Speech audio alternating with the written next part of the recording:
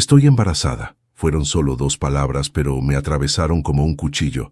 Marta las dijo con una sonrisa nerviosa, intentando leer mi reacción, como si esperara aplausos, lágrimas o un abrazo. Yo solo la miré, sonreí, o al menos eso intenté. Mi rostro se tensó en un gesto que pretendía parecer felicidad, pero dentro de mí algo se rompió. «Vamos a tener nuestro tercer hijo, José», repitió tocándose el vientre con ternura. Esa frase, tan dulce, tan llena de vida, me dejó mudo. Porque mientras ella hablaba de esperanza, yo solo podía pensar en una verdad que me quemaba por dentro. No la tocaba desde hacía 2 años. El silencio que siguió fue brutal. Ella lo notó, claro. Siempre lo notaba todo. Sus ojos grandes, verdes y aún hermosos pese a los años, buscaron los míos con una mezcla de duda y culpa. «¿No estás contento?», preguntó. Me obligué a reír. «Claro que sí, amor. Claro que sí». La abracé, y mientras lo hacía, sentí que mi cuerpo temblaba. No de emoción, sino de miedo. Esa noche no pude dormir. Marta dormía a mi lado, plácida, con esa paz que solo tienen quienes no temen nada. Yo, en cambio, miraba el techo de la habitación como si las grietas pudieran darme respuestas. ¿Embarazada? ¿Cómo? ¿De quién? Me negaba a pensar lo obvio. Prefería creer que la ciencia era imperfecta, que los milagros existían, que los errores médicos eran posibles. Pero en el fondo, ya sabía la verdad. Me levanté, fui hasta el baño y me miré al espejo. El reflejo que vi era el de un hombre cansado. Cabello gris, ojeras profundas, arrugas que contaban demasiadas historias.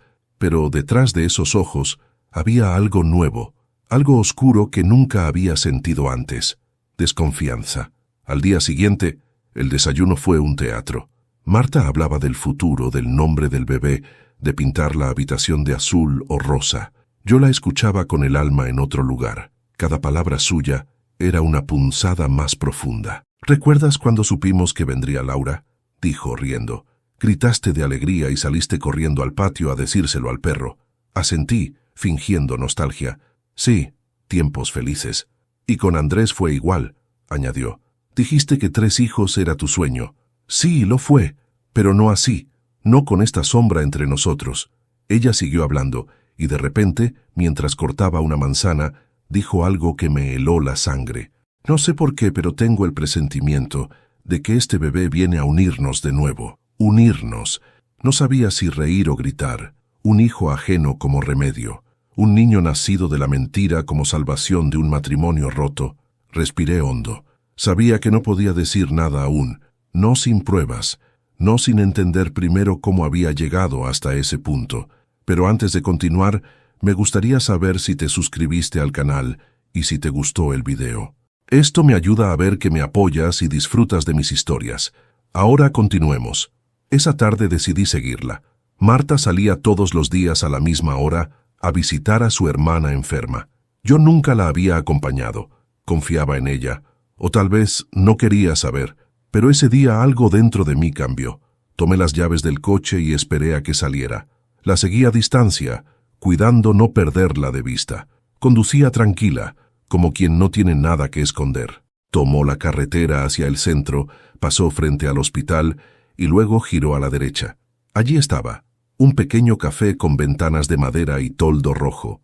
Aparcó, bajó y se sentó en una mesa junto a la ventana. Minutos después, apareció él. Un hombre de unos 30 y tantos, trajeado, con un reloj dorado que relucía al sol. Se inclinó hacia ella, le tomó la mano y la besó. Ella sonrió, con esa sonrisa que hacía años no me regalaba a mí. Sentí que el corazón se me paralizaba. No podía creerlo. Mi esposa, la madre de mis hijos, la mujer con la que había envejecido, reía con otro hombre como si nada. No sé cuánto tiempo estuve mirando. Quizás minutos, quizás una eternidad. Solo recuerdo que, cuando ella apoyó su cabeza sobre el hombro de él, algo dentro de mí murió. Encendí el coche y me fui. No podía seguir viéndolos. El sonido del motor me ensordecía, pero era mejor que oír los latidos de mi propio corazón. Esa noche, cuando regresó a casa, fingí estar dormido. Sentí su perfume mezclado con un olor distinto, masculino, ajeno. Se metió en la cama despacio y me susurró: «Te amo, José». Y aunque quise creerle, aunque quise pensar que todo era un malentendido, la verdad ya estaba escrita entre nosotros. solo que ella aún no lo sabía. Me giré de lado mirándola en la oscuridad y murmuré para mí mismo: yo también te amo, Marta, pero ya no te creo. Dicen que las traiciones no comienzan con una mentira, sino con un silencio. Y mirando hacia atrás, creo que el nuestro empezó el día en que Marta dejó de reírse de mis bromas. No hubo gritos, ni peleas, ni golpes sobre la mesa, solo esa distancia invisible que se mete entre dos personas que alguna vez lo fueron todo. Yo trabajaba largas horas en la carpintería, ella en la tienda del pueblo. Durante años fuimos el reflejo del matrimonio perfecto. 2 hijos ejemplares, una casa en las afueras y una vida sin lujos, pero tranquila. Hasta que un día, sin saber cómo ni cuándo, dejamos de buscarnos. Recuerdo que la primera vez que dormimos espalda con espalda, pensé que era solo cansancio. La segunda, una coincidencia. La tercera, ya fue costumbre. Y así pasaron los meses, los años, hasta que el amor se volvió una rutina muda. Marta siempre fue una mujer fuerte. Yo la admiraba por eso, pero también me dolía verla tan serena cuando yo me estaba rompiendo por dentro. Intenté recuperarla muchas veces, cenas, flores, viajes, pero nada parecía devolvernos lo que alguna vez tuvimos. Y lo peor de todo es que nunca supe en qué momento me rendí. Nuestros hijos, Laura y Andrés, ya vivían por su cuenta. La casa se volvió demasiado grande y silenciosa. Las cenas eran apenas un intercambio de frases cortas. ¿Cómo estuvo el trabajo? Bien. ¿Y tú? Igual. Nada más. Ni un «te quiero», ni una caricia. Solo ese vacío que suena más fuerte que cualquier palabra. Había noches en que me levantaba a medianoche, caminaba hasta la sala y me quedaba mirando las fotos de cuando éramos jóvenes. Ahí estábamos, sonriendo frente al mar, con el sol en la cara y el futuro brillando en los ojos. Yo tenía el brazo alrededor de ella y ella apoyaba la cabeza en mi hombro. Si me concentraba lo suficiente, podía oír su risa, esa que después el tiempo me robó. Una tarde, hace unos años, le propuse hacer un viaje juntos. «Podríamos ir a la playa», le dije, como cuando éramos novios. Ella me miró sin emoción alguna. «No tengo tiempo, José. Podemos ir el fin de semana». «Tengo trabajo». «Siempre tienes trabajo», dije, sin poder contenerme. «Y tú siempre tienes reproches», respondió, dándome la espalda. Esa noche no cenamos juntos, y al día siguiente, cuando regresé del taller, supe que algo había cambiado definitivamente. Su perfume ya no era el mismo, era más intenso, más nuevo, un aroma que no usaba desde que era joven. En ese momento, sin saberlo, la perdí. Pero antes de continuar, me gustaría saber si te suscribiste al canal y si te gustó el video. Esto me ayuda a ver que me apoyas y disfrutas de mis historias. Ahora, continuemos. Durante meses fingí no darme cuenta. Me repetía que eran imaginaciones, que todo matrimonio pasa por etapas, pero la verdad es que tenía miedo. Miedo a confirmar lo que ya intuía. Miedo a quedarme solo después de tantos años. La rutina siguió, pero ya nada era igual. Ella se vestía con más cuidado, pasaba más tiempo frente al espejo, salía más seguido con amigas que nunca conocí. A veces regresaba tarde, con excusas torpes. Otras simplemente no decía nada, y yo, cobarde, callaba también. Una noche la escuché hablar por teléfono. Su voz era distinta, dulce, nerviosa, viva. Hablaba en tono bajo, pero alcancé a escuchar algo que me heló el alma. «No puedo ahora. Él está en casa». Silencio, luego una risa, y después: «Te prometo que pronto». Me quedé quieto en la oscuridad del pasillo. Sentí que el corazón me latía tan fuerte que temí que ella pudiera oírlo desde el otro lado. Cuando colgó, entré al dormitorio y fingí dormir. Ella se acostó junto a mí sin sospechar nada. Yo, en cambio, supe que ese era el principio del fin. Pasaron semanas hasta que decidí actuar. Compré una pequeña cámara y la escondí en la sala, apuntando hacia la puerta principal. No era un hombre de tecnología, pero el dolor puede volvernos ingeniosos. Cada noche revisaba las grabaciones, y aunque no veía nada fuera de lugar, cada minuto me parecía una eternidad. Hasta que una tarde, mientras adelantaba las imágenes, algo cambió. El reloj marcaba las 5:43. Marta entró a la casa, sola, o al menos eso creí. Cerró la puerta y segundos después, una sombra apareció detrás de ella. Un hombre.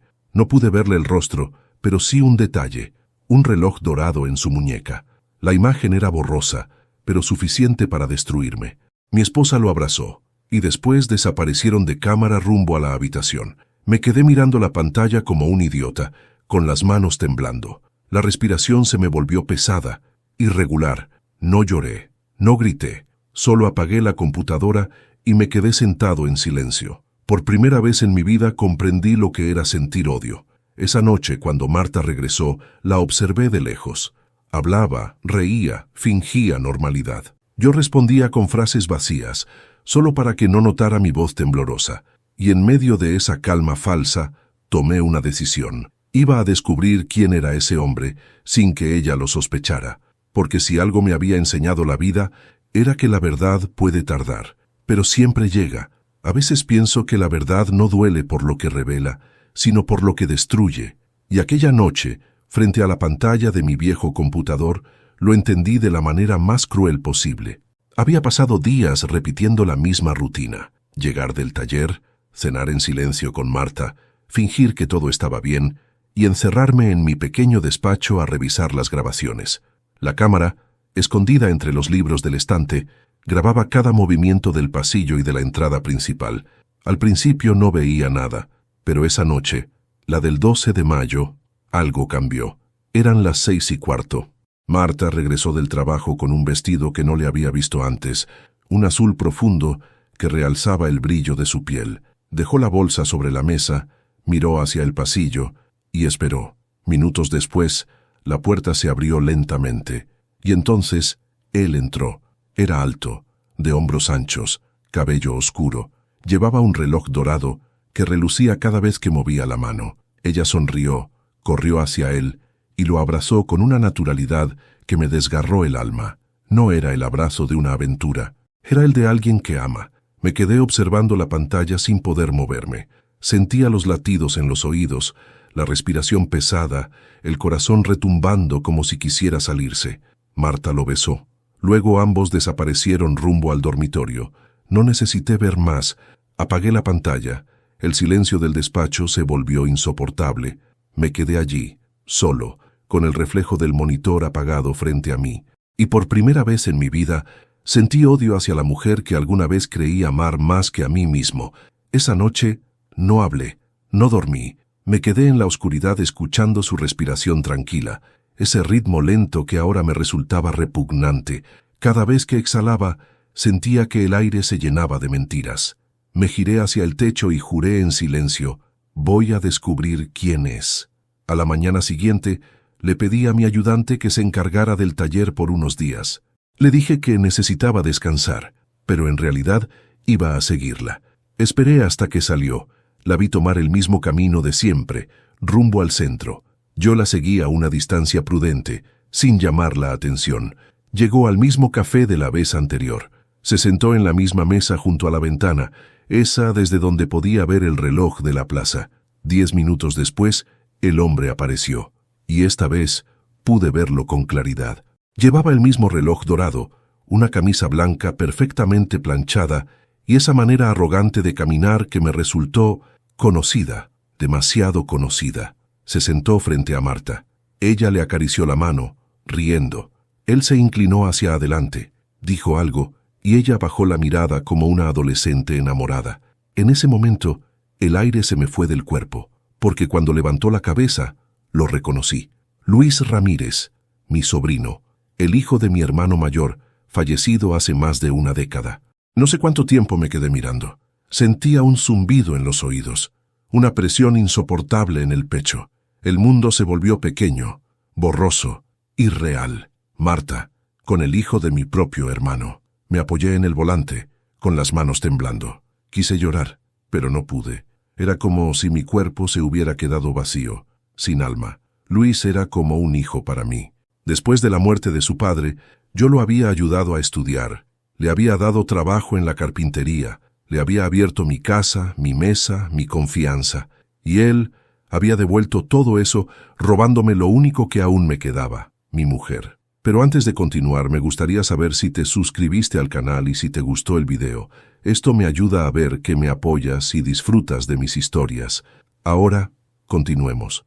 No recuerdo cómo regresé a casa ese día. Conduje sin dirección, con los ojos nublados. Cada kilómetro era un golpe más en la conciencia. Pensaba en los cumpleaños, las cenas familiares, las veces que lo vi abrazar a Marta sin sospechar nada. Todo había estado frente a mí, y yo, ciego, confiando como un idiota. Esa noche no cené. Marta intentó hablarme, pero fingí un dolor de cabeza. No quería mirarla, no quería oír su voz. Solo podía pensar en su risa con él, en su cuerpo entregado al de mi sobrino. A medianoche me levanté y fui al despacho. Encendí la cámara. Volví a mirar la grabación, y esta vez no aparté la vista. Quería recordar cada detalle, cada gesto, cada sonrisa, cada beso. Quería grabarlo todo en mi mente para no olvidar nunca lo que me habían hecho. Al día siguiente recibí una llamada de mi hija, Laura. «Papá, ¿todo bien? Te noto raro últimamente». «Sí, hija», mentí. «Todo bien». ¿Cómo explicarle que su madre estaba embarazada de su primo? ¿Cómo decirle que la familia que ella creía perfecta se había podrido desde dentro?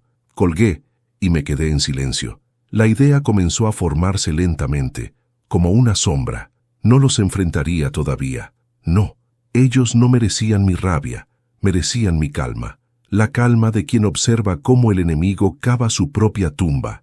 Y así, con una serenidad que me dio miedo, abrí una libreta, tomé un lápiz y escribí la primera línea de lo que se convertiría en mi venganza. Si el amor muere con la mentira, que la mentira muera con la verdad. Apagué la luz, guardé la libreta en el cajón y me recosté en el sillón. Por primera vez en semanas, sonreí. No porque estuviera feliz, sino porque había comprendido algo esencial. La peor forma de venganza no es destruir al otro, sino dejarlo creer que todo sigue igual. Y esa sería mi estrategia. A partir de esa noche, Marta jamás volvería a saber quién era realmente el hombre con el que dormía. El silencio puede ser el arma más cruel, y durante las semanas siguientes yo lo usé como un cuchillo invisible. No grité, no reclamé, no la enfrenté, solo la observé. Cada palabra suya, cada gesto, cada mentira dicha con una sonrisa, y cuanto más fingía ignorarlo, más fácil se volvía a engañarla. Marta no sospechaba nada. Seguía actuando como si nuestro matrimonio hubiera renacido. Se mostraba cariñosa, hablaba del futuro, de los nombres para el bebé. Incluso comenzó a cocinar los platos que hacía años no preparaba. Era una actriz perfecta, pero yo ya conocía el libreto. La rutina siguió igual. Ella salía 3 veces por semana con la excusa de ayudar a su hermana enferma, y yo me quedaba en casa, supuestamente trabajando en encargos de la carpintería. En realidad, cada día reunía más información. Instalé una segunda cámara, esta vez en el garaje, otra en el jardín, apuntando a la entrada lateral. Y cuando no estaba grabando, la seguía. Aprendí sus horarios, sus rutas, los lugares donde se encontraban. No necesitaba verla besarlo otra vez para saber que el engaño continuaba. Podía leerlo en su forma de caminar, en la calma con que me miraba a los ojos mientras me mentía. Y en cada una de esas miradas, algo en mí se endurecía un poco más. Una tarde, mientras revisaba las grabaciones, recibí una llamada inesperada. Era Laura, mi hija. «Papá, ¿puedes venir este fin de semana? Quiero hablar contigo». «Claro, hija. ¿Pasa algo? Prefiero contártelo en persona». Su tono me preocupó. Fui a visitarla ese sábado. Vivía en un pequeño departamento con su esposo, Daniel. Cuando llegué, me recibió con un abrazo y los ojos llenos de lágrimas. «Papá, ¿mamá está bien?», me preguntó. «Sí, claro. ¿Por qué lo dices?». «No lo sé. Últimamente la noto extraña. Me llamó ayer para decirme que no podía venir al almuerzo familiar, que estaba agotada, pero sonaba nerviosa. Hice un esfuerzo por mantener la calma. «Debe ser el embarazo, hija». «Eso pensé», bajó la voz. «Pero hay algo más». «¿Qué cosa?».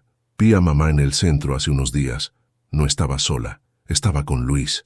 Mi respiración se detuvo. Laura siguió hablando, sin imaginar lo que esas palabras significaban para mí. Me pareció raro. Estaban muy cerca, riéndose como 2 adolescentes.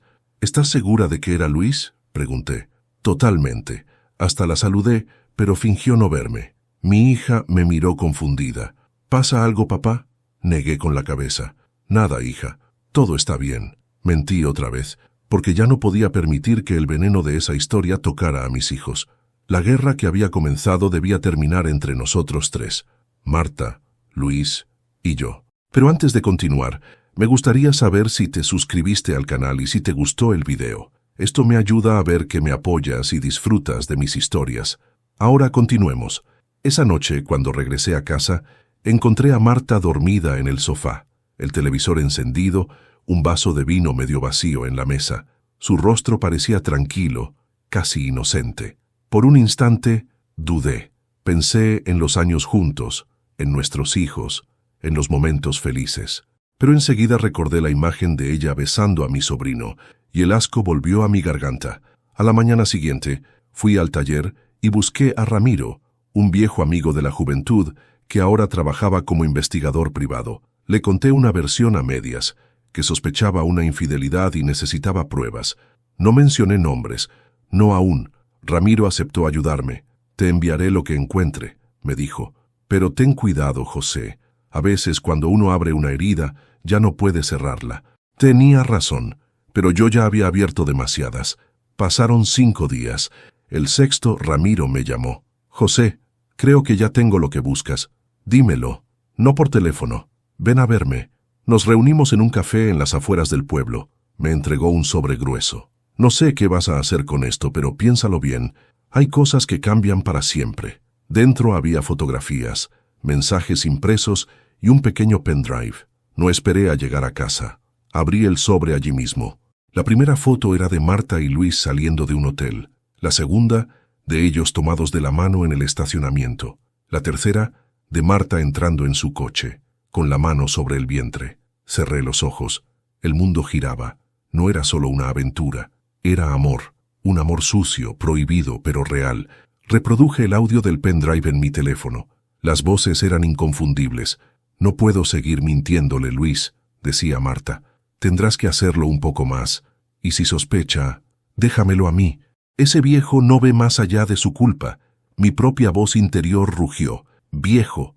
Así me llamaba. Así hablaban de mí. Apreté el puño hasta sentir que las uñas se clavaban en la piel. Ramiro me miró en silencio. Sabía que no necesitaba decir nada. Yo ya había decidido lo que vendría. Volví a casa al anochecer. Marta me esperaba con la cena servida y una sonrisa falsa. «Llegas tarde, amor. ¿Todo bien?» «Sí», respondí con calma. «Solo mucho trabajo». Nos sentamos a comer. Ella hablaba. Yo fingía escuchar. Y mientras la observaba reír, supe con certeza algo que me heló el alma. Mi esposa ya no era la misma mujer que amé. Esa noche, cuando se durmió, fui hasta el despacho. Abrí la libreta y escribí una sola frase. A partir de hoy, seré el marido perfecto, para que nunca vea venir el infierno. Y así comenzó mi doble vida. El hombre que ella creía conocer murió esa noche. El que despertó ya no tenía corazón. El alma humana tiene una capacidad asombrosa para fingir normalidad mientras arde por dentro. Y durante los meses siguientes, yo perfeccioné el arte de la actuación. Nadie, absolutamente nadie, habría sospechado lo que hervía bajo la superficie.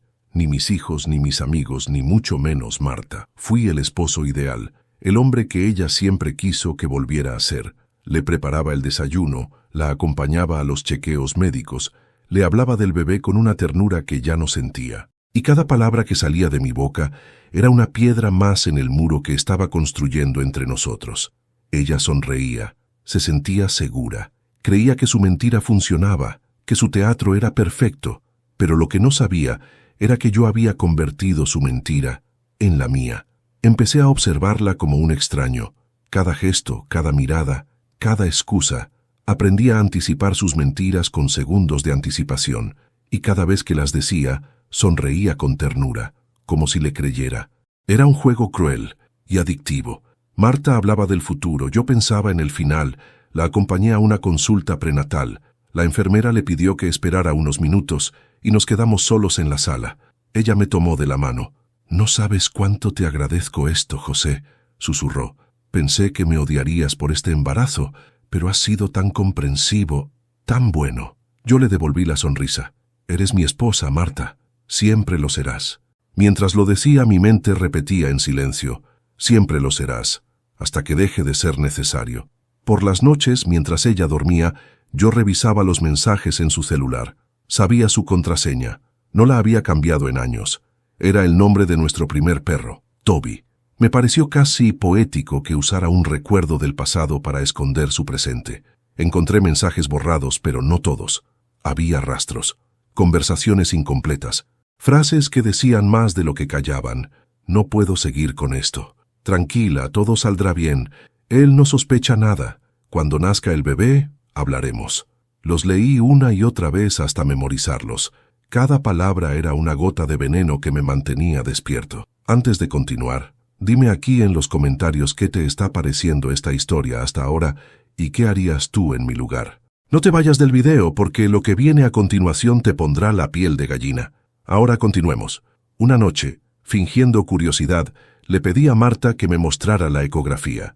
Ella corrió al dormitorio y volvió con el sobre. Me lo tendió con ternura. Mira, José, ¿no es hermoso? Tomé la imagen y la observé. Un pequeño ser en blanco y negro, frágil, inocente, el único realmente inocente en toda esa historia. Me pregunté si sería capaz de odiarlo, y la respuesta me dolió. No.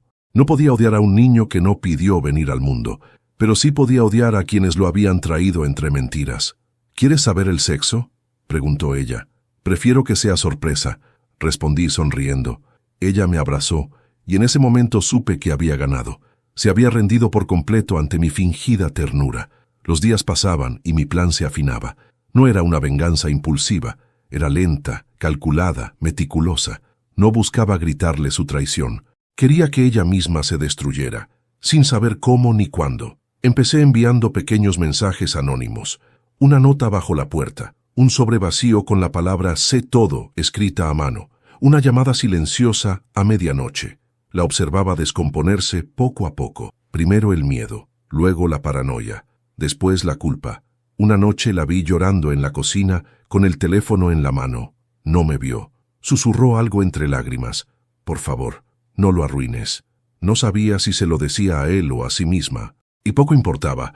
Ambos eran parte de la misma mentira. A la semana siguiente, encontré el primer signo de su desesperación. El celular sonó mientras ella se duchaba. Miré la pantalla. Luis, contesté. No dije nada. ¿Marta? La voz era tensa. ¿Estás bien? Silencio. Marta, repitió. Corté. Un minuto después llegó un mensaje. No contestes si no estás sola. Lo leí y sonreí. Entonces respondí desde su teléfono. No vuelvas a llamarme. Apagué el celular y lo dejé donde estaba. Ella salió del baño envuelta en una toalla sin sospechar nada. ¿Sonó mi teléfono?, preguntó. Sí, pero era una llamada equivocada, mentí. Su rostro palideció apenas por un instante. Yo lo noté, porque ahora conocía cada matiz de su miedo. Pasaron los días, y ella se volvió más silenciosa. Ya no hablaba tanto del bebé, ya no reía. Sus noches se llenaron de insomnio, las ojeras crecían, y su sonrisa se convirtió en un reflejo forzado. A veces la escuchaba sollozar en el baño. Otras simplemente miraba al vacío, como si temiera que algo invisible la observara. Yo fingía preocupación. ¿Te pasa algo, amor?, preguntaba con voz suave. No, nada, solo cansancio. Mentía, pero ya no mentía bien, y eso era suficiente. Mi hija Laura vino a visitarnos un domingo. «Mamá, ¿te sientes bien?», le preguntó notando su aspecto. «Sí, hija, son los meses. Ya sabes, el embarazo». Laura me miró. Yo fingía sentir. «Tu madre necesita descansar», dije sonriendo. Laura me abrazó antes de irse. «Gracias por cuidarla, papá. Siempre lo haré, hija. Siempre». Y mientras la veía marcharse, sentí que esa frase adquiría un peso distinto. No era una promesa, era una sentencia. Esa noche, cuando Marta se durmió, abrí el computador y revisé las nuevas grabaciones. Nada fuera de lo común, hasta que vi un detalle, un sobre blanco que ella guardaba en el cajón de la mesita de noche. Nunca lo había visto antes. Esperé a que se durmiera profundamente. Luego me levanté, abrí el cajón y lo tomé. Era una carta dirigida a Luis. La abrí con cuidado. Dentro había solo una línea escrita con su letra inconfundible. «No aguanto más. Él lo sabe». Mi sonrisa fue involuntaria. Lo había conseguido. Había sembrado el terror. Pero incluso el mejor actor puede confundirse con su papel. Y con el paso de los días, algo extraño comenzó a pasarme.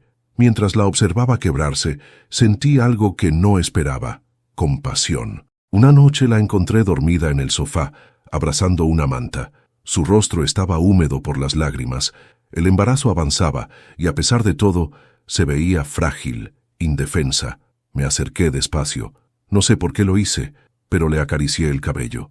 Ella se movió apenas, susurrando mi nombre entre sueños. En ese instante, algo se rompió dentro de mí. La rabia se mezcló con la tristeza, y por primera vez en meses dudé de mi propia venganza. Al día siguiente, me levanté temprano y salí a caminar. El amanecer olía a tierra mojada, y las calles estaban desiertas.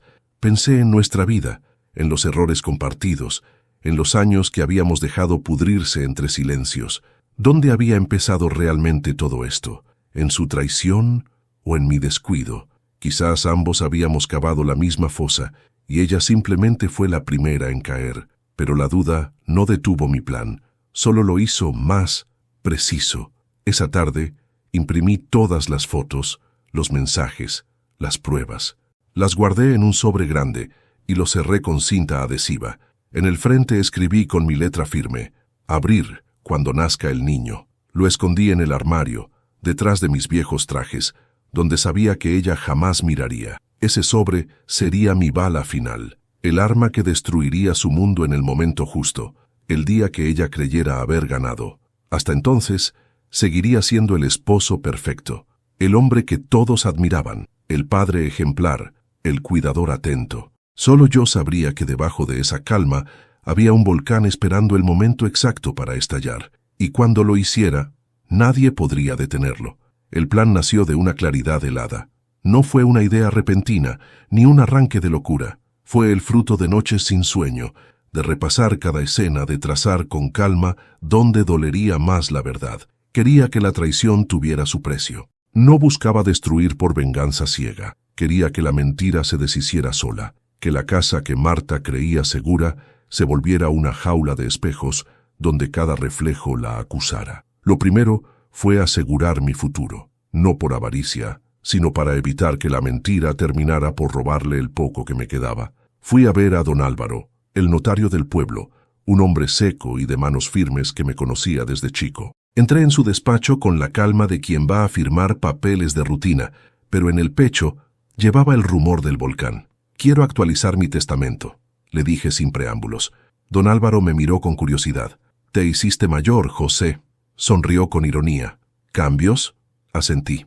Le expliqué sin detalles que deseaba dejar la casa y la carpintería a mis hijos y que en caso de que mi esposa tuviera un heredero, por alguna eventualidad, ese heredero no fuera beneficiario de bienes inmuebles, sino que quedara a cargo solo de la manutención, supervisada por un tutor designado por mí. No eran palabras complejas, pero el efecto sería devastador. Marta creería que todo seguiría igual, pero la realidad sería otra. Si el niño no era mío legalmente, no tendría derecho sobre la casa, y si lo era, mi astucia financiera y los documentos que preparé evitarían que el control quedara en manos de quien ahora me traicionaba. El notario preguntó por motivos. Yo lo miré a los ojos y contesté con voz que no tembló: «Precauciones. La vida cambia en un instante. Firmamos». Don Álvaro archivó las copias. Yo salí con la sensación de que, aunque no pudiera recuperar lo que perdí, al menos ponía un cerrojo legal donde Marta no lo esperaba. No bastaba con papeles. La verdad debía mostrarse, con pruebas y ritual, frente a quienes nos conocían, esos testigos mudos que un día me aplaudieron y que ahora me mirarían con otra mirada. Preparé el escenario, el bautizo. Lo organicé con la misma meticulosidad que antes ponía al hacer muebles. Tiempo, herramientas, ensamblaje perfecto. Reservé la pequeña capilla de San Miguel. Llamé al párroco que llevaba años oficiando en el pueblo y hablé con la dueña del salón donde haríamos la fiesta. Todo debía parecer una celebración normal, inocente, un reencuentro familiar. Marta lo agradeció, emocionada, sin sospechar que cada confirmación que emitía era un clavo más en el ataúd de su mentira. Mientras tanto, trabajé en las pruebas. No iba a confiar en la memoria ni en malas fotos tomadas con el móvil. Contacté a Ramiro y le pedí más: que siguiera a Luis, que consiguiera registros de sus salidas, llamadas, y, si era posible, que obtuviera evidencia clara de su implicación sentimental y del conocimiento que ambos, Marta y él, tenían sobre ocultar la situación. Ramiro era un hombre práctico. Me entregó fotos, grabaciones de conversaciones en las que ambos hablaban con desprecio de mí, y un dossier con fechas y lugares. Lo estudié con la frialdad de quien diseña una pieza de ingeniería. Todo debía encajar. No quise mostrar las cartas y audios a los hijos aún. Decidí manipular el tiempo. Quería que la exposición fuera pública, ritualizada, y quebrara las posibilidades de reacción impulsiva. El sitio elegido, la fiesta del bautizo, con familia y amigos, en un salón lleno de gente que apreciaba mi nombre intacto. Allí, la humillación tendría un público que cerraría filas ante la evidencia y no ante la mentira. Para hacer el golpe más certero, necesité que la evidencia llegara no como un grito, sino como una revelación paulatina. Empecé con pequeñas piezas, fotos impresas en sobres anónimos, colocadas en la bandeja de entradas de la casa de Marta, mensajes anónimos en su teléfono que la obligaran a vigilar, a sospechar, a confesar sin saber por qué. Notas anónimas que decían simplemente, no podrás esconderlo. Quería que la paranoia naciera en ella y se hiciera pública, que su propio cuerpo delatara la mentira. No busqué violencia física, no habría golpes ni escenas grotescas. Mi venganza tenía otra naturaleza. Quería recuperar la dignidad que me arrebataron, obligándola a sostener su mentira frente al mundo. Quería que la hipocresía quedara en evidencia, que sus disculpas, si llegaban, fuesen sinceras y reconstruidas desde el polvo que ella misma levantó. Organicé además la logística del día D, invitaciones, menú y una copia del dossier para el sacerdote, no para que actuara como juez, sino para que supiera la verdad detrás de la celebración y no permitiera que la ceremonia fuese una farsa. Le pedí discreción y un minuto al final de la misa para un anuncio familiar, un pretexto, dije, para agradecer a la comunidad. Sabía que ello le daría legitimidad a lo que iba a presentar. El sacerdote aceptó porque yo le expliqué que la familia debía cerrar un ciclo, y él, hombre de rituales y confesiones, entendió que la verdad merecía un lugar. También cuidé lo práctico, campañas silenciosas para que nadie pudiera acusarme de querer destruir por rencor. Hablé con mi abogado para revisar la custodia y las cláusulas de tutela. Convoqué a mi hermano mayor, que me apoyaba en secreto. Hablé con Laura y Andrés sin contarles todo, solo para pedirles que mantuvieran la calma y que no tomaran acciones impulsivas el día del bautizo. Ellos no sabían la magnitud, pero sentí su pulso amigo, su miedo también. Les pedí discreción y me la concedieron con esa lealtad que uno espera de la sangre. En las noches previas al bautizo dormía poco. Mis manos ya no temblaban como en los primeros días. La cólera se había transformado en precisión. Había tejido un plan en el que la mentira sería su propia soga. Si existía alguna posibilidad de arrepentimiento verdadero, sería porque la verdad la derribara hasta el punto de tener que mirar a los ojos los escombros de lo que construyó. Aún así, mientras todo tomaba forma, una voz dentro de mí preguntaba si, al final, el precio no sería demasiado alto. Porque la venganza es un fuego que no solo consume al otro. Me obligué a callarla. Había una razón para mi furia, y me cobijé en ella: la traición a los años compartidos, la humillación, la afrenta al nombre que había dado a mis hijos, y si aquello significaba perder algo más en el proceso, que así fuera. Aquella noche cerré el cajón donde guardé el sobre con las pruebas impresas, y la única frase que dejé escrita, con tinta firme, fue la que había tenido desde el principio: si el amor muere con la mentira, que la mentira muera con la verdad. La mentira ya estaba contando sus días. Yo solo debía esperar el momento preciso para abrir la caja y dejar que el daño fuera irrevocable. La tensión se podía oler en el aire, densa como humo. Marta llevaba semanas caminando por la casa como un fantasma. Saltaba con cualquier ruido, se sobresaltaba cuando sonaba el teléfono y ya casi no dormía. Yo, en cambio, estaba tranquilo, demasiado tranquilo. Esa serenidad la confundía, y eso formaba parte del plan. Mientras más amable era yo, más se derrumbaba ella. Mientras más amor fingía, más se ahogaba en su propia culpa. Había dejado de preguntarme si lo mío era justicia o crueldad. A esas alturas ya no importaba. Solo quería una cosa: que ella misma confesara. Una noche de junio, cuando el reloj marcaba las 11 y la lluvia golpeaba los ventanales, Marta me pidió que habláramos.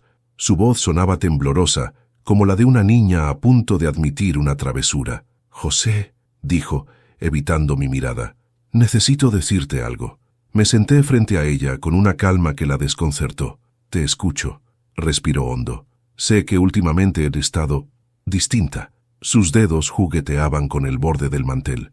«Quiero que sepas que no fue mi intención herirte». «¿Herirme?», pregunté fingiendo inocencia. «No sé a qué te refieres. A veces las personas cometemos errores». Sus ojos se llenaron de lágrimas, cosas que no podemos explicar. Me quedé en silencio. Esa era mi oportunidad. No la interrumpí. Dejé que hablara, que se ahogara en sus propias palabras. «Yo», titubeó, «he estado confundida. Me sentía sola, abandonada. Pensé que ya no me querías, José». Mi corazón se endureció, pero mantuve la mirada firme. «¿Y qué hiciste con esa confusión?», pregunté con voz suave. Ella bajó la cabeza. «Nada importante. Fue un error, algo sin sentido. Nada importante». Eso fue lo que dijo. Nada importante. Como si destruir un matrimonio, traicionar la confianza de una vida entera y traer al mundo un hijo de otro hombre pudiera reducirse a un error sin sentido. «¿Y el bebé?», pregunté despacio. Ella levantó la mirada, pálida. «Es tuyo, José, te lo juro». Esa fue su última mentira. Y la dijo con tanta convicción que por un segundo me dieron ganas de creerle. Pero antes de continuar, me gustaría saber si te suscribiste al canal y si te gustó el video. Esto me ayuda a ver que me apoyas y disfrutas de mis historias. Ahora, continuemos. Levanté la vista y la observé detenidamente. «Marta, ¿recuerdas lo que te dije cuando nació Laura?». Ella frunció el ceño. «¿Qué cosa?». «Que en nuestra casa no habría secretos, que los secretos matan el amor». Tragó saliva. «No hay secretos, José». «Te lo juro». Sonreí. Una sonrisa fría, calculada. «Entonces no te importará que haga una prueba de ADN cuando nazca el bebé». El color desapareció de su rostro. El silencio fue tan largo que podía escuchar el tic-tac del reloj sobre la pared. Intentó hablar, pero su voz se quebró. «¿Por qué harías algo así?». «Porque confío en ti», respondí con calma. «Y cuando uno confía, no teme comprobarlo». Se levantó bruscamente, llorando. «No puedo creer que me estés acusando de algo tan horrible». «Yo tampoco puedo creer que tengas miedo de una simple prueba», contesté. Salió del comedor sin decir más. Yo me quedé mirando su silla vacía, el plato a medio terminar, el vaso con vino sin tocar. Era la imagen perfecta de lo que se había vuelto nuestra vida. Una cena servida pero indigesta, una historia llena de amor, pero imposible de tragar. Esa noche no volvió a la cama. Dormí solo. O fingí hacerlo, porque en realidad pasé la madrugada entera escuchando sus pasos en el pasillo, sus suspiros, el crujir del piso cuando se arrodillaba en el baño a llorar. Podría haber sentido pena, pero no. Sentí poder. Por primera vez en años, yo tenía el control. Al día siguiente el teatro continuó. Ella intentó comportarse como si nada hubiera pasado. Preparó el desayuno, me despidió con un beso en la mejilla, pero la máscara ya no encajaba. Temblaba. Cada gesto la delataba.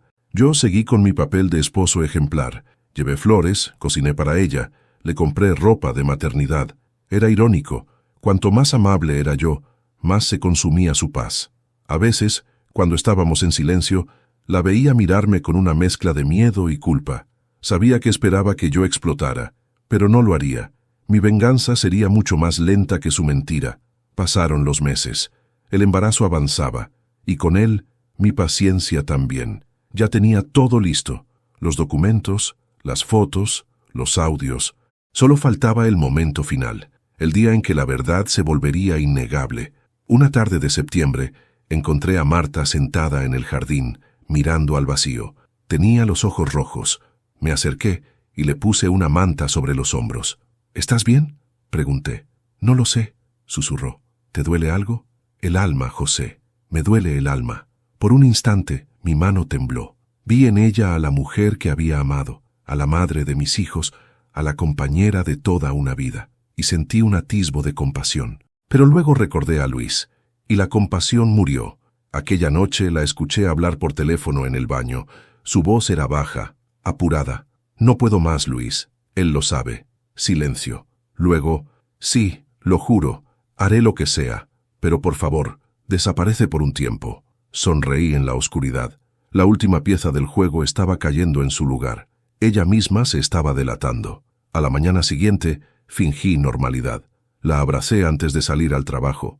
Le prometí llevarle su postre favorito. Y mientras le acariciaba el cabello, susurré al oído: «Todo va a estar bien, Marta.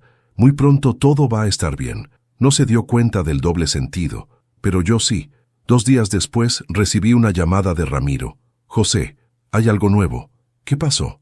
«Luis está vendiendo su coche, se va del país». «¿Seguro?» «Sí, parece que alguien lo asustó». No respondí. Solo colgué y me quedé mirando por la ventana. El viento movía las cortinas, y por primera vez en mucho tiempo, respiré con alivio. El juego estaba llegando a su fin. Marta pasaría las últimas semanas de embarazo sola, angustiada, sin saber si él volvería, y cuando el niño naciera, la prueba de ADN sería el golpe final. No necesitaba más gritos, ni violencia, ni escándalos, solo la verdad. Una verdad tan limpia y devastadora que ni siquiera ella podría negarla. Esa noche escribí en mi libreta: «La confesión llegó, pero la mentira sigue viva». A veces, la peor condena no es ser descubierto, sino seguir viviendo esperando el castigo. Cerré el cuaderno, apagué la luz y me quedé mirando el techo. El sonido del reloj acompañaba el ritmo de mi respiración. Sabía que el desenlace estaba cerca y, por extraño que pareciera, no sentía felicidad ni rabia, solo una calma triste, la calma del que ha visto morir algo que una vez amó y ya no le queda nada más que hacer. El amanecer de aquel día fue distinto. El aire olía a hospital, a pasillos desinfectados y a promesas vacías. Marta estaba en trabajo de parto, y yo, sentado a su lado, con la mano sobre la suya, tenía el rostro del esposo preocupado, pero el alma de un juez que espera el veredicto final. Sus respiraciones eran cortas, agitadas. Entre contracción y contracción, me apretaba los dedos con fuerza. Yo le sonreía, murmurando palabras dulces. «Tranquila, amor, todo saldrá bien». «Sí», pensé para mí, «todo saldrá exactamente como debe salir». El médico entró, revisó el monitor y dijo con calma: «Todo avanza bien, José. Falta poco». Faltaba poco, sí, para ella, para mí y para la verdad.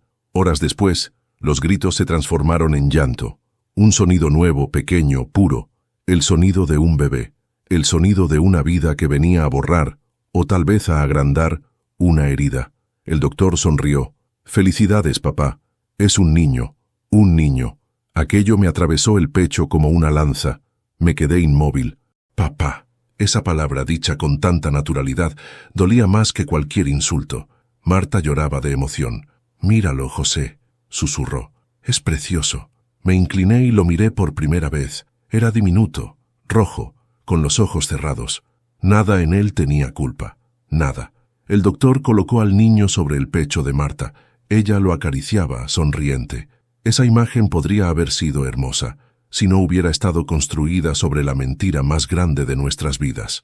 Los días siguientes fueron una puesta en escena. Familiares, flores, felicitaciones, mensajes de mis hijos, abrazos de vecinos, sonrisas hipócritas, y yo en medio de todo, sosteniendo al bebé con ternura ensayada. Laura me abrazó. «Papá, estoy tan feliz por ustedes». «Gracias, hija», le respondí. «¿Ya eligieron el nombre?» Marta quiere llamarlo Samuel. Samuel. El nombre significaba «Dios escuchó». No podía haber una ironía mayor. A los 3 días nos dieron el alta. En el coche Marta me tomó la mano. «Gracias por estar conmigo, José». Su voz era sincera, temblorosa. «No sé qué habría hecho sin ti». La miré de reojo. Sus ojeras delataban el cansancio. Su rostro, sin maquillaje, me recordó a la mujer que conocí hace 40 años.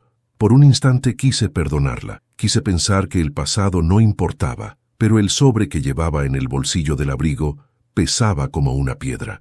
Era el sobre con la prueba de ADN. La había mandado hacer en secreto, con un mechón del cabello del bebé y una muestra mía. Los resultados habían llegado esa mañana, y aún no los había abierto. Esperé hasta la noche. Cuando el silencio reinó en la casa y Marta se quedó dormida, bajé a mi despacho. Encendí la lámpara. El sobre estaba sobre la mesa. Lo abrí con manos temblorosas, respirando despacio, como quien abre una puerta prohibida. Leí el documento una vez, luego otra y otra, hasta que las letras dejaron de tener forma. El resultado era claro. No existe vínculo biológico entre el sujeto A, José Ramírez, Y el sujeto B, Samuel Ramírez. Lo había sabido siempre, pero verlo escrito, sellado, firmado por un laboratorio, me partió en dos. Me quedé sentado largo rato, con el papel entre los dedos. No lloré, ni grité, solo respiré. Una respiración larga, profunda, final. Después doblé el documento con cuidado y lo guardé en el sobre, junto con todas las fotos, mensajes y audios. El mismo sobre que, meses atrás, había escondido en el armario con la inscripción «Abrir cuando nazca el niño». El momento había llegado, pero antes de continuar, me gustaría saber si te suscribiste al canal y si te gustó el video. Esto me ayuda a ver que me apoyas y disfrutas de mis historias. Ahora continuemos. A la mañana siguiente, preparé el desayuno. Tostadas, café, jugo fresco. Marta bajó con el bebé en brazos. «¡Qué detalle tan bonito!», dijo sonriendo. «No esperaba que te levantaras tan temprano. Quería hacer algo especial», respondí. Dejé el sobre la mesa junto a su taza. Ella lo miró curiosa. «¿Y esto?». «Un regalo». Lo abrió sin sospechar. Primero vio las fotos, luego las conversaciones impresas. Y finalmente, la hoja con el resultado de ADN. El silencio que siguió fue absoluto. Solo se escuchaba el llanto de Samuel, suave, ajeno al desastre. Marta se llevó las manos a la boca. Su rostro perdió todo color. «José», susurró. «No es lo que piensas». Sonreí. «No, Marta, es exactamente lo que pienso». Sus lágrimas comenzaron a caer. «Por favor, déjame explicarte. Ya lo hiciste demasiadas veces», dije con voz serena. «Solo que esta vez las pruebas hablan por ti». Ella cayó de rodillas llorando. «Fue un error, José. No sé cómo pasó». «Claro que sabes», interrumpí. «Pasó cuando me dejaste de mirar, cuando decidiste que la verdad era menos cómoda que la mentira». El bebé seguía llorando. Ella lo abrazó, temblando. «No lo castigues a él, te lo ruego». «Nunca lo haría». Me acerqué y acaricié la cabeza del niño. «Él no tiene la culpa. Tú sí». Salí al jardín y respiré hondo. El aire de la mañana olía a libertad, a fin, a algo que ya no pesaba. Marta no volvió a hablarme ese día, tampoco al siguiente. El bebé dormía la mayor parte del tiempo, ajeno a la tormenta. Pasé las noches en silencio, pensando en todo lo que había perdido y en todo lo que había aprendido. El amor no muere de golpe, muere de pequeñas decepciones, de silencios prolongados, de miradas que se esquivan, y cuando finalmente se apaga, lo que queda no es odio, sino vacío. 3 semanas después, llegó el bautizo, la fiesta que yo mismo había planeado. Todos los invitados llegaron puntuales. Flores blancas, música suave, sonrisas de familia perfecta. El bebé en brazos de Marta, vestida de blanco. Una imagen casi celestial. Esperé el momento exacto, durante el brindis. Me puse de pie, golpeé la copa con una cuchara y dije: «Quiero agradecerles a todos por venir. Esta celebración es especial, y también el final de algo». Los murmullos se detuvieron. Marta me miró confundida. «José, ¿qué haces?». «Lo que debía hacer hace mucho». Saqué el sobre, el mismo de la mesa. Lo abrí frente a todos. Leí en voz alta la conclusión del laboratorio. Hubo un silencio sepulcral. Marta soltó el vaso que tenía en la mano. El cristal se hizo trizas contra el suelo. Laura, mi hija, corrió hacia ella. Andrés me miró sin entender, y yo, sin elevar la voz, añadí: «Durante meses creí vivir en un hogar, pero era un escenario». «José, por favor», gritó Marta, «no lo hagas aquí». «No te preocupes», dije. «Ya terminamos». Dejé el micrófono, tomé mi abrigo y salí. Afuera el viento soplaba fuerte, el cielo gris, pero por dentro había paz. La gente cree que la venganza es un grito, una explosión, un acto violento, pero la verdadera venganza, la que cala hasta los huesos, es silenciosa y comienza cuando todos piensan que ya terminó. Cuando salí del salón aquel día, bajo un cielo que amenazaba tormenta, no sentí alivio ni rabia, solo una calma extraña, como si hubiera cerrado una puerta que llevaba años entreabierta. Dejé atrás los aplausos congelados, los rostros horrorizados y el llanto de Marta. Pero lo que ellos no sabían era que mi partida no era el final, era el principio del verdadero castigo. Esa noche dormí en un pequeño hotel de carretera. El dueño, un viejo amigo, me prestó una habitación sin hacer preguntas.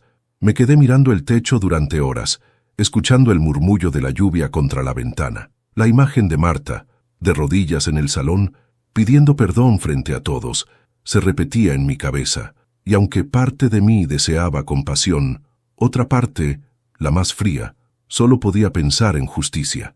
Durante meses había planeado cada detalle, las pruebas, los documentos, la humillación pública, pero también había dejado un legado oculto, una serie de decisiones legales y financieras que transformarían su vida en un laberinto del que no podría escapar. Días antes del bautizo, había visitado nuevamente a don Álvaro, el notario.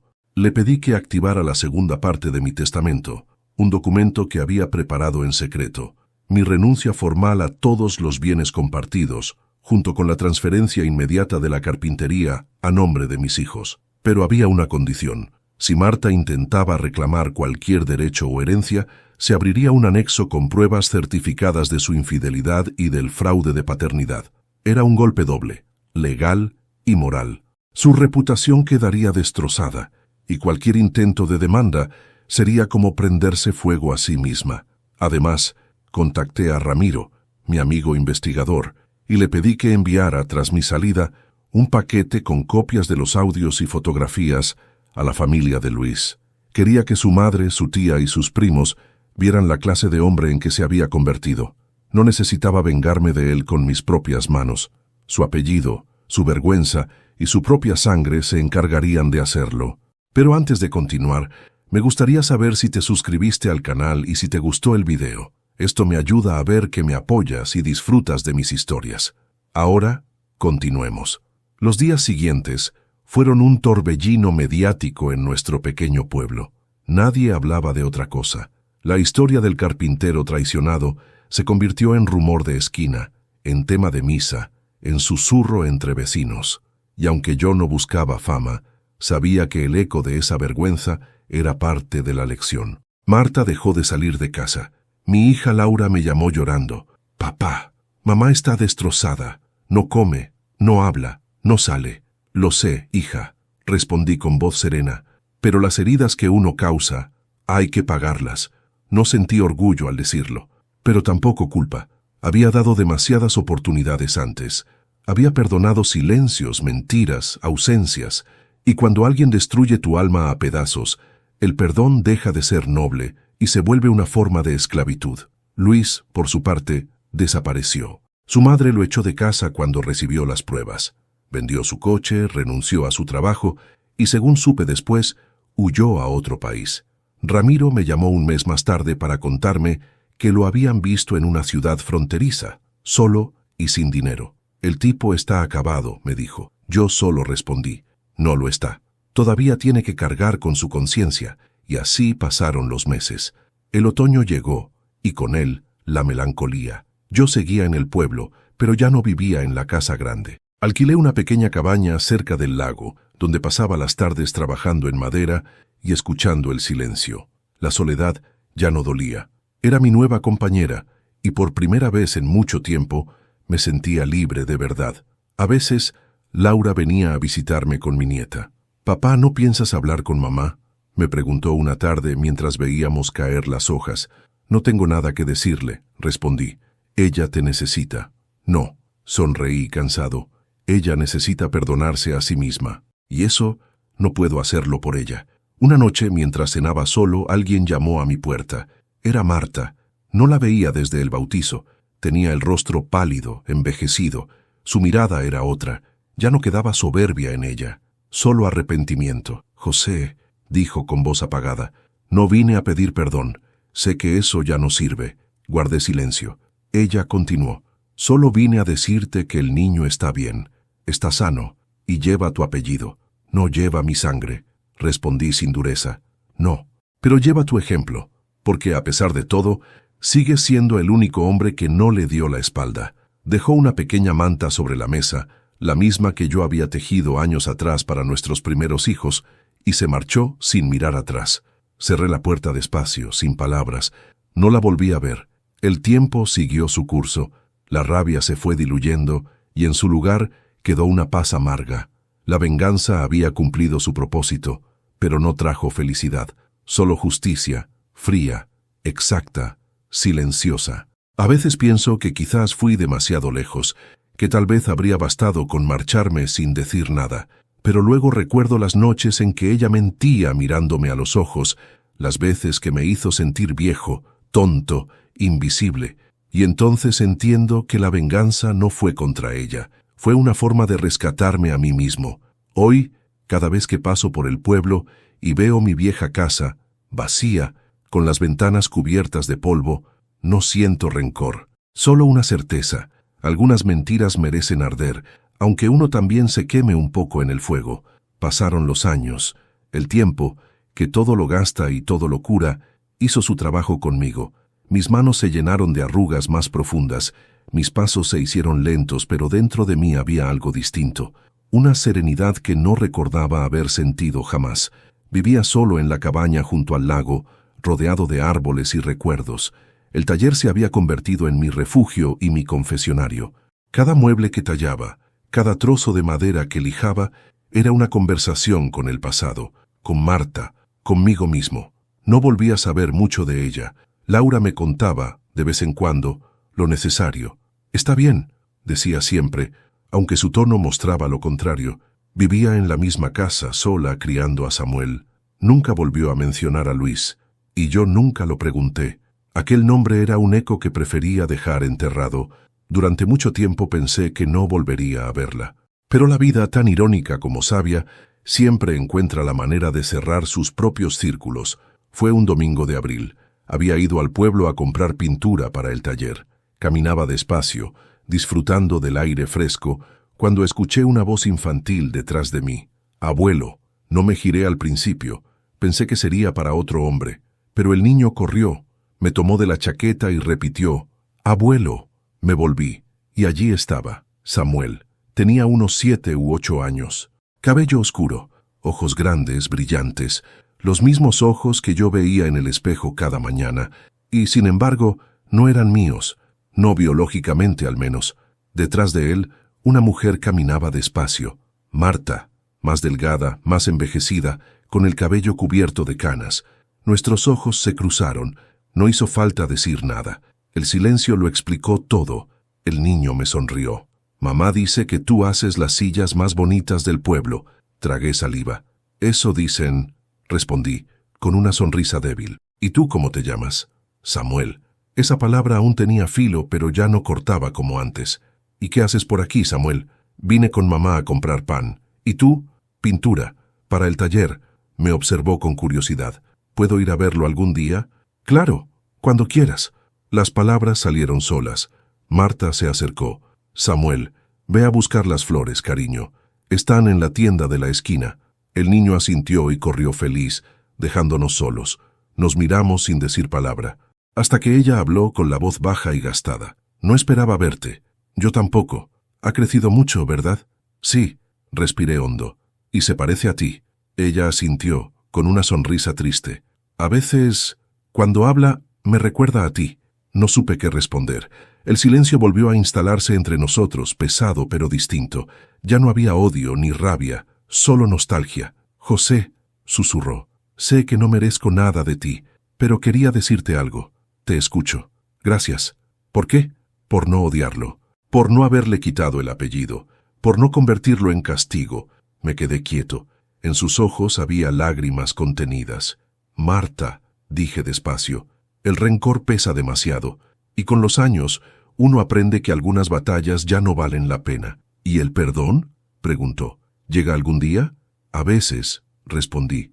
«No cuando el otro lo pide, sino cuando uno se cansa de cargar la piedra». Ella asintió. «Entonces espero que un día llegue para mí». Samuel regresó con un ramo de margaritas en la mano. «Mira, mamá, eran las últimas». «Qué bonitas», dijo ella sonriendo.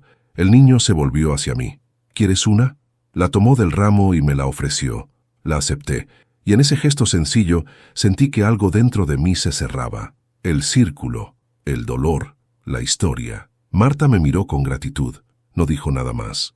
Solo bajó la cabeza y se fue, caminando despacio, con el niño de la mano. Los observé alejarse hasta que doblaron la esquina. Esa noche, de regreso en la cabaña, puse la margarita en un pequeño jarrón sobre la mesa. La miré un largo rato. Era simple, blanca, viva, Y pensé que quizás así era también el perdón, no grandioso, ni inmediato, ni heroico, sino una flor humilde que crece en medio de la ruina. Me serví un poco de vino, abrí la libreta donde había escrito todo mi tormento y añadí las últimas líneas. He aprendido que la venganza no cura, solo vacía, y que el perdón no siempre salva al otro, pero sí te devuelve a ti mismo. Cerré el cuaderno. Ya no tenía nada más que escribir. Los años siguieron su marcha. A veces Samuel venía al taller con Laura, jugaba con las virutas de madera y me hacía preguntas sobre cada herramienta. ¿Para qué sirve esta sierra, abuelo? Y yo sonreía. Para cortar el pasado y construir algo nuevo.